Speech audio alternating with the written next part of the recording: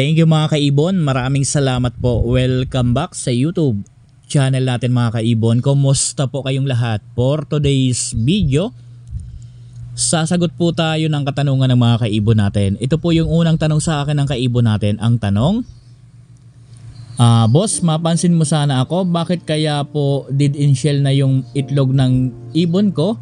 Lahat pa naman may laman na ibon kaso patay na. Mga kaibon, disclaimer lang. Ang isi-share ko dito ay base lamang ito sa kaalaman ko at karanasan ko po sa pag-aalaga po ng mga ibon. Sa tanong sa atin ng kaibon natin, bakit daw dead in shell na yung itlog ng ibon niya? Lahat pa naman daw ay may laman kaso patay na. Alam nyo mga kaibon, meron mga dahilan kung bakit nangyayari po ang ganito na nagiging dead in shell yung mga itlog ng alaga natin. Ngayon, iisa-isahin po natin yung mga posibleng dahilan. Baka sakaling makatulong po sa mga kaibon natin na nakakaranas din po ng ganitong senaryo na palaging meron dead in shell sa mga itlog ng alaga po nila. Una, na posibleng dahilan kung bakit nagkakaroon ng dead in shell mga kaibon, baka po yung breeder po ninyo is basal. Sa mga basal pair, normal po ang nangyayari po na ganito. Dahil ang mga basal pair kasi mga kaibon, halos talaga wala pang idea yan kung ano ang gagawin nila. Kumbaga, nangangapa pa po yan.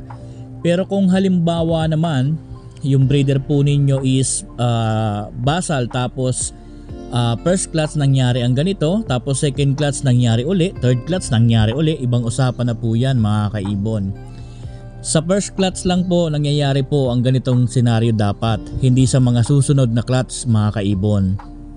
Kapag basal is normal yan, nangyayari po yan. Pangalawa, baka po yung breeder po ninyo naglilimlim lang, nangingitlog lang, hindi pumipisa.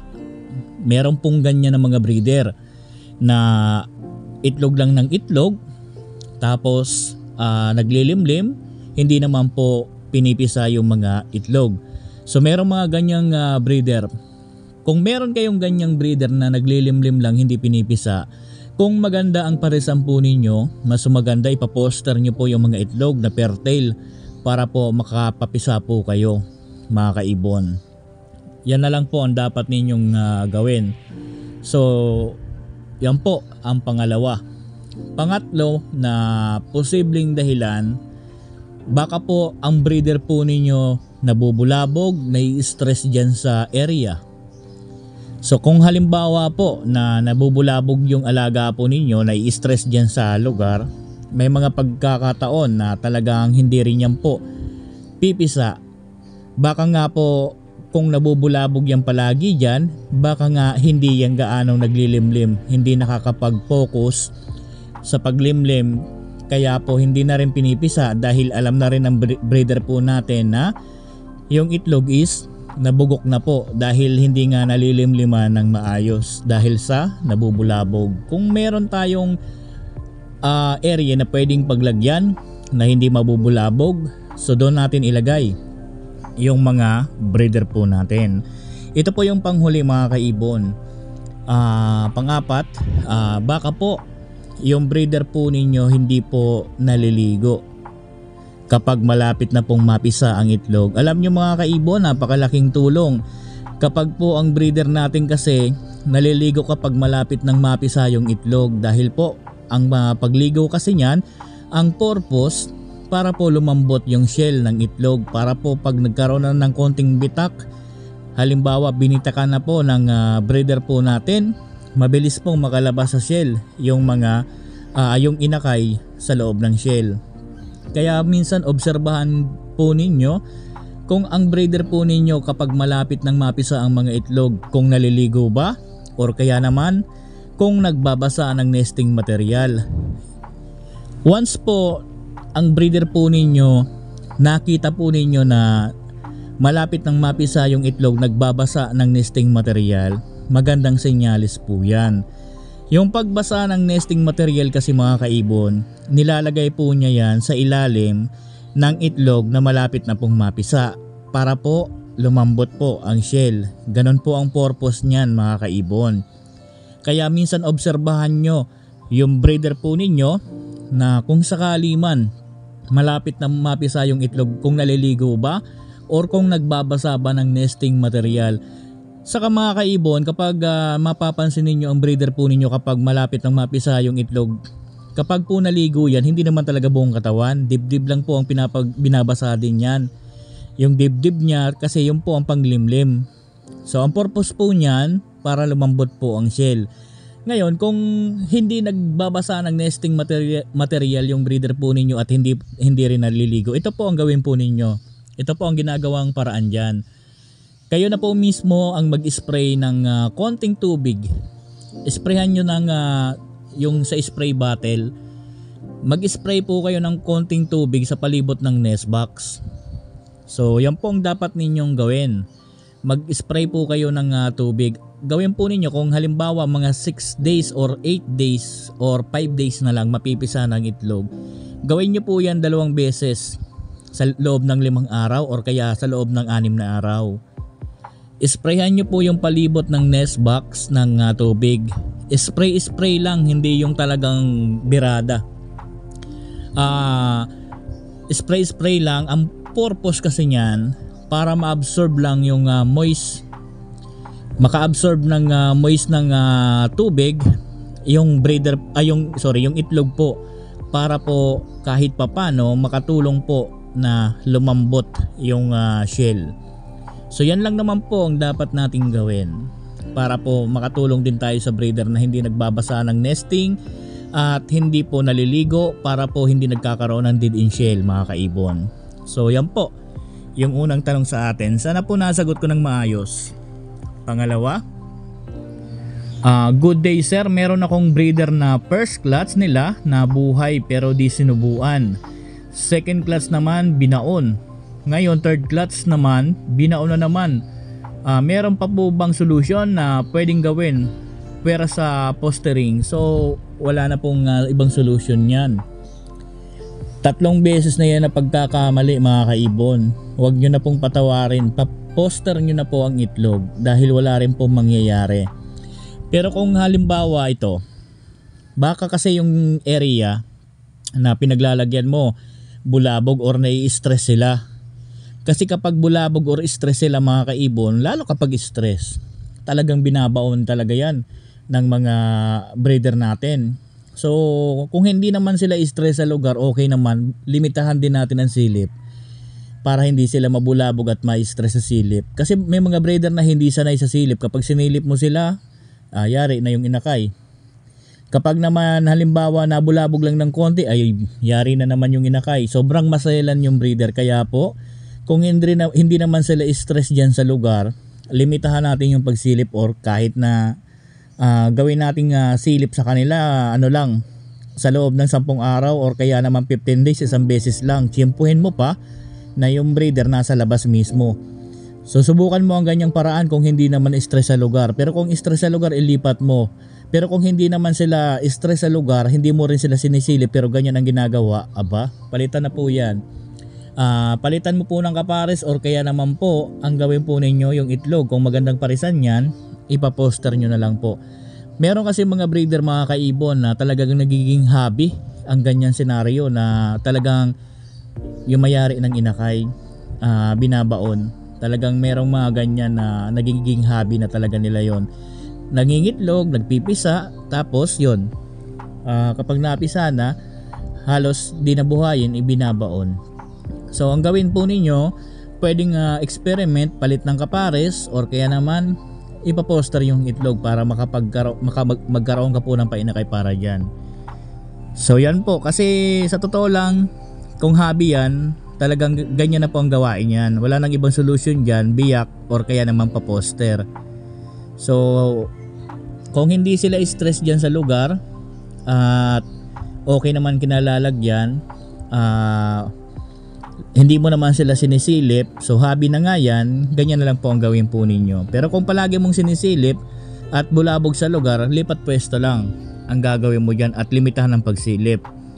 Pero kung hindi naman sinisilip at hindi naman bulabog sa lugar, ganyan pa rin ang ginagawa, pa-poster or kaya palit kapares. So yan po ang pangalawa. Pangatlo, good morning po idol. Ano kaya po ang dahilan ng naging sakit ng isang ibon ko? Hindi naman po siya payat pero hiningal at nahihirapan na parang sumisipol yung paghinga niya. Maya-maya po natumba na lang siya. Maraming salamat idol. So na-experience ko ang mga ganitong senaryo. Sa tagal ko na pong nag-aalaga, meron pa nga ako mga naging video patungkol po rito. Kapag po ang ibon natin is maganda ang katawan, lalong-lalo naman wala namang sinyalis na sakit. Tapos bigla mo na lang siyang nakita na sobrang hingal, yung tipong parang naghahabol ng hininga. At talagang tumutunog po ang hininga niyan, sumisipol. Ang ganyan po sa karanasan ko, ang ganyang ang ganyang pangyayari, hindi po yan sakit, kundi nakainom ng ihi ng daga. So kapag po ang mga alaga natin nakainom yan ng tubig na mayroong or kaya vitamins na mayroong ihi ng daga, ganyan po. Ang tinatagal lang yan sa tansya ko, matagal na po ang 5 oras na mabuhay. Ang nagiging senaryo ganyan na kagaya ng sinabi ni Sir na hingal, sumisipol kapag humihinga, tapos yan, tumba na lang bigla. Ang ganyan kasi mga kaibon, parang hindi na nila na kikipot yung bibig. Dahil nga naghahabol ang hininga, palagi yung buka at talagang kawawa yung ibon. Ang ganyan po halos hindi mo na rin magagamot. Kaya konting paalala na lang po ang ibibigay ko sa inyo. Kung merong daga dyan sa area na pinaglalagyan ng mga alaga po ninyong ibon, mas maganda bumili po kayo ng pang trap, yung dumidikit yung daga sa Shopee. So meron po niyan, mura lang yan, 19 pesos, ang laki na. Bili kayo ng mga kahit na 4 na peraso or kaya 3. Ilagay nyo po kung saan dumadaan yung daga para po matrap doon at madikit. At ang ganito mga kaibon na senaryo, sa totoo lang wala talagang idea ko dyan kung ano ang gamot at hindi talaga magagamot basta-basta. Kahit po anong gawin kumpara lang, kung titingnan kasi talagang nakakaawa. Yun na lang, gawin po ninyo, maglagay kayo ng trap dyan sa mga dinadaanan ng daga, yung pandikit para hindi siya mamamatay. Pwede po ninyong maitapon, hindi mamamatay kung saan-saan lang, at least na nandoon lang po nakadikit kung saan natin nilagay. At kung hindi naman basta-basta mauhuli yung mga daga, ang gawin po ninyo paggabi, tanggalan nyo po ng tubig or vitamins na painom yung mga alaga po ninyo. So yan po ang ginagawa ko kapag marami tayo nakikitang daga na umaaligid. Tinatanggal natin yung tubig or kaya naman vitamins na pinapainom natin sa gabi para walang maiinom sa umaga paggising ng mga alaga nating ibon. So ito po ang panghuli na katanungan sa atin ng kaibon natin. Idol, ask ko lang, yung paresan ko na back to back Crimino Opa, same matured, naka-DNA na din. Nagtitistis lang ng sanga ng malunggay pero hindi naman hinahakot papuntang nest box, kaya nakakalat lang sa lapag yung nesting nila. Ano kaya ang solusyon dito? So itong Crimino Opa mo, sana sigurado ang DNA. Baka kasi parehong kakyan kung hindi nagpapasok ng nesting material. Sana sure yung DNA nito. At paalala lang, kung hindi po ikaw ang nagpa-DNA yan, nabili mo lang, kapag po kayo ay bibili ng sinasabing merong DNA, hingi po kayo ng certificate para at least may idea po kayo kung talagang sure na naka-DNA yung ibon. So kapag ganyan, never pa ako nag-encounter ng matured na same hen ay proven or kaya naman cock at hen na yung nesting material nakakalat. Dahil ang alaga natin, lalo na ang hen, kapag ready to breed yan, magne-nesting talaga yan, ipapasok talaga yan. Kung maboryong man yan minsan dahil nasobrahan yung lagay, pwedeng ilabas yan at magkakalat sa lapag. Pero merong tira yan sa loob, hindi pwedeng wala. Pero kung binibigyan mo ng nesting material at hindi iniintindi, kinakalat lang dyan, binabalatan lang. Kung halimbawa matured na yan ready to breed, ipapasok at ipapasok yan. Pero kung mga bata pa yan, 4 months, 5 months, 6 months, nandyan lang muna yan sa baba. Parang naglalaro-laro lang muna yan. Kapag ready to breed na yan, saka na yan na magne-nesting na ipapasok sa loob. So kung halimbawa ang edad po niyan mga 5 months, hindi pa po talaga yan. Normal yan na nandyan. Kung mga 5 months or 6 months, nandyan talaga yan. Ngangat-ngat yan, pero hindi yan papasok. Pero kung matured na yan, nasa 7 months pataas na yan, posible na hindi yan ipapasok ng hen. Baka kasi yung DNA sinabihan, baka lang yung nabilhan mo, sinabi lang na may DNA, yung DNA pala parehong kak, para lang ma-out. Siyempre di natin masabi sa iba na mga zealer, pero kung kak at hen talaga yan at matured na, magne-nesting po yan mga kaibon. Palagi po yan napapasok dyan ng nesting material kahit na konti mga kaibon. At ang mas maganda dyan, obserbahan mo kung ano ang ngat-ngat nyan kung matured na. Pero kung mga 5 months nga yan or 6 months bababa, di pa natin makikitaan yan na sabihin natin pulido. Ito yung hen. Kahit na may DNA yan, kak at hen for example, yung hen at kak pareho lang ang gagawin yan. Dyan lang yan sa lapag, hindi pa yan iaakyat. Pero kapag matured na, posible na iakyat po yan. Gagawa po niyang palagi yung hen mga kaibon. At yung DNA, sana sure yung DNA nila. So mga kaibon, kapag po na-encounter nyo ang ganitong senaryo sa mga alaga po ninyo, pag matured na, automatic mag-aakyat po yan ng nesting sa loob ng nest box, yung hen. Pero pag bata pa, ganyan po talaga ang gagawin yan. At kapag kak at hen yan, meron dyan talagang papasok ng nesting material, lalong lalo na po ang hen kapag matured na. Pero kung bata pa, talagang dyan muna yan, hindi naman nila yan papasok. Kumbaga nagbabalat-balat lang yan, minsan nga kakagat-kagat lang yan sila, iiwan lang din kasi hindi pa naman yan ready sa breeding. So ang tabayanan mo lang kung sure naman na kak at hen yan, dahil may DNA, kung sigurado naman ang DNA at talagang nasa tamang edad na sa breeding, papasok po yan ng nesting material dyan sa loob ng nest box. So hanggang dito muna yung video natin. Maraming salamat po sa mga kaibon natin na nagtanong. Sana po nasagot ko ng maayos. Maraming salamat po. Happy birding po sa ating lahat. God bless po sa ating lahat mga kaibon. Thank you po.